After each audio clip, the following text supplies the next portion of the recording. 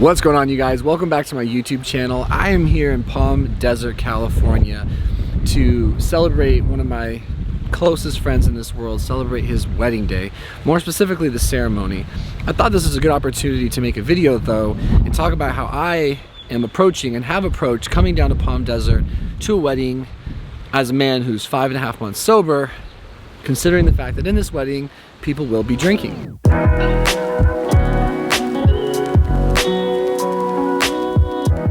So my friend Brandon, he is not an alcoholic in recovery like yours truly. He's just a regular guy celebrating with friends and family, and he really wanted me to come. And I was worried about this initially. I was wondering if this was a good idea. I have a history in the past of kind of downplaying my hypersensitivity to trigger and activation and then regressive behavior and then the cycle of relapse when it came to what I can be around, what I can handle, what I want to be able to handle in terms of other people drinking, people, places, things. Guys, so I'm back home in Portland editing the video you're watching right now, and I realized as I was watching the footage back that there's something very important I didn't mention when it comes to Brandon and my sobriety. He lived with me for over a year, and in that time, he had to see me in my addiction pretty bad. Something that he always was for me was a safe space. Emotionally, mentally, spiritually, he was always a safe space for me, whether I was spiraling out of control or behaving in a way that I don't approve of, I don't fundamentally approve of. He still accepted me, he was still kind to me, he still spoke to me, he sought to understand rather than be understood, a little line from the St. Francis prayer. And that was one of the main reasons that I knew I wanted to go to Southern California and be a part of his wedding, despite the fact that there was going to be some drinking involved for other people. So I took a more cautious approach and I wanted to share that with you. First things first, I ran it by my team. So I just got out of treatment, but I was seeing a wonderful therapist named Billy Grande twice a week while I was there. So that's step number one, is I just communicated very honestly. So we made a game plan, and the game plan has gone like this.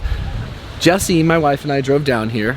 Right now we are sitting outside of the actual venue. I mean, we're in the enclosed area, but we're outside of where everyone is currently hanging out. Everyone is hanging out back there. There are drinks going on, and because of my personal plan with my team, I know that I'm not going to be around active drinking for 2 years. I am in the wedding, I'm one of the groomsmen, and when it's 5 minutes till the ceremony, Brandon knows he's gonna come get me, and I'm gonna stand by my boy while he gets married, and no one will be drinking at that time. When that's done, I'm gonna give my hugs, I'm gonna wish him the very best, and I'm gonna go. And that's okay. There's nothing wrong with me taking that approach. And this allows me to not awfulize my sobriety or victimize myself thinking, oh, I can't be a part of a wedding, oh, I don't get to do this. It's saying, no, like I absolutely can be a part of this. This is the best thing for me. I needed to remind myself why I'm sober, why I wanted to be here, and why this is a great thing. And then from there, just set a game plan in action and be excited about it and just be joyful. Remember, this is an opportunity, not some sort of sacrifice. So this is a really good thing. I will live within my values, live within my purpose, live within my particular plan based on my history with alcohol, and everything is good. I get to have my cake and eat it too. Be well, fellow recovery people, and be well, fellow people in general. Later.